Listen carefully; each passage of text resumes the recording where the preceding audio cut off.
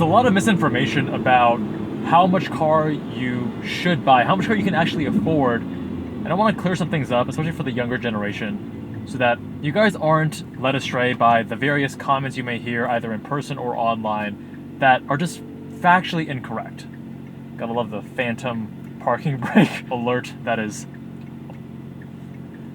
very much commonplace in a Lotus Emira. Hashtag Lotusisms. There it goes again. So the first thing we have to talk about is the decision whether or not you want to finance. A lot of people say that if you have a fun car, a second car, a non-necessary car, you should never finance it. You should only ever pay cash. And the reason is that when you're financing something, there's obviously risk involved. You have to pay something over a longer period of time. You don't know whether you'll have the income stream to support those payments in the future.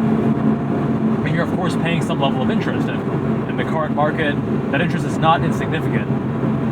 So where this comes from, it's well-intentioned advice, but it just is, it doesn't pay attention to the nuance. And the nuance to discuss is that there is a mathematically optimal decision here, which is that if you can secure a low enough interest rate that you know you can invest your money at a higher rate of return, then you'll ultimately come out ahead by financing and investing that lump sum.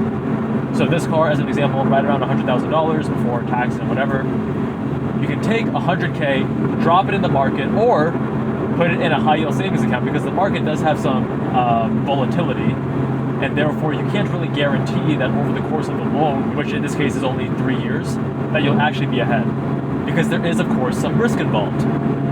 People talk about how the stock market gives you an average rate of return of 8 to 10%, and 8% when you account for inflation, 10% when you don't. But again, there's volatility, so between 3 years, you're not sure whether you'll actually come out ahead or not, and you may be better off putting in a high yield savings account instead, because there's really no risk. You can lock in that rate if you want with a CD. I should let this decent Altima driver pass. They're the most dangerous drivers on the road. Maybe that's a Sentra. I don't even pay attention to the modern Nissans.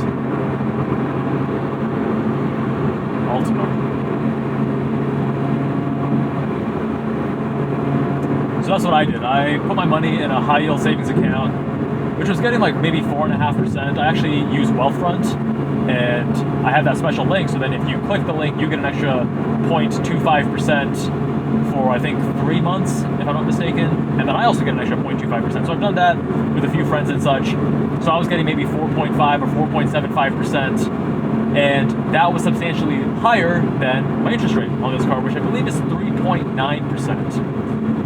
And for that reason, I come out ahead financially by doing the loan option. And even with the boost, I'm probably closer to matching, barely just higher than what I'm getting in my high yield savings. So now I may want to actually pay the loan off sooner. And I actually have done a large lump sum, paying about 50K in the principal, which leaves about, I think, 20K remaining on the loan. Now, if I had a higher risk tolerance, I would actually take that money and invest it in the stock market instead. But again, I don't want to go 3 years and lose money by doing that. So, you know, I probably will come out ahead. However, given the risk, I would rather play conservative and go with a high yield savings or a CD. Which leads us to the second thing, which is related to the first, which is your monthly payment. Now, so many people, in this previous video talking about why expensive cars won't make you happy, a lot of people pointed out the fact that $3,000 per month is insane, because it's higher than my mortgage. And again, if you understand the first principle, the second principle just falls into place. It makes sense, which is that your monthly payment is not relevant. If you can afford to pay the car cash, then that means you would be willing to do a lump sum payment of 100K, which means that if you're paying 3K per month, you can also afford that, because you could just take that 100K, put it in a high yield savings, and then just take the money out 3K per month at a time, and you'd be fine. But people have this allergic reaction to seeing a high monthly payment.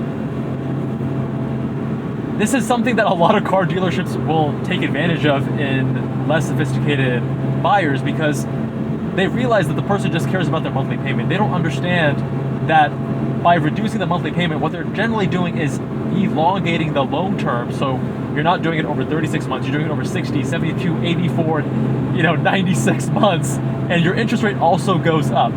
So that compounding effect that we all know and love with the stock market, that builds millions of dollars by the time you're in retirement if you just invest a little bit every month, that same compounding effect makes the dealership rich and works against you. It's compounding for them. So you're actually losing a ton of money when you focus on just the monthly payment. Because what you're doing is you're doing a longer loan term at a higher interest rate. To get a lower interest rate, you need to have a shorter loan term. And that's generally going to be 36 or 48 months. The reason people don't like to do that is that your monthly payment is going to be a higher amount. In my case, $3,000 for this car, because I put down very little and I financed as much as I could on the car. Then you'll see other people who are paying, let's say, less than $1,000 per month on their car note, and they're like, yeah, I'm way better off, not realizing that when you take into account the interest rate, the length of the loan, they're paying so much in interest. It's almost double what the actual sticker prices of the car.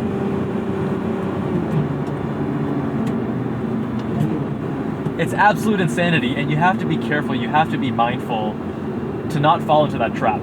And the final thing I'll leave you with is when you're deciding whether or not to buy a car, it helps to have some rules of thumb. Some people like to look at their income and say, I want to spend less than 30% per month on a car payment.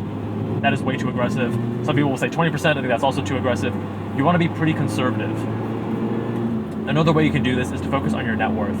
And I think when you're younger, you have to focus more on income. As you get older, you can focus more on net worth, because when you're younger, your net worth is either negative, as it was for me a few years ago, or only slightly positive. And as you get older, you'll have a larger and larger net worth, which means that looking at a percentage of your net worth when deciding to buy a car is actually meaningful. Because if you're 25 years old and you have $0 to your name, then 100% of zero is still zero.